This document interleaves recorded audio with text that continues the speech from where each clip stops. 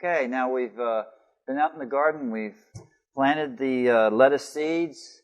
We saw some growing. We actually harvested some, and we have it right here in this water. And we've put the leaves in the water as we were picking it to keep it fresh.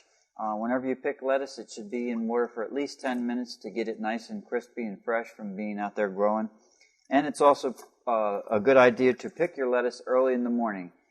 In the middle of the day or late in the evening is not a good time to be picking your lettuce because it needs to recuperate from the day during the night. So here we've got it. We're going to clean the lettuce. So we have a nice salad spinner. Some folks who've maybe never seen a salad spinner, it looks like this, where we can spin the salad.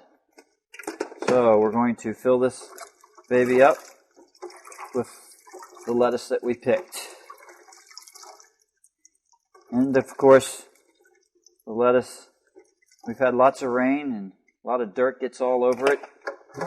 And we want to make sure that we're not eating dirt yet, because we haven't started doing that yet. So we're going to rinse it off. And then here I'm fortunate enough to have fresh spring water.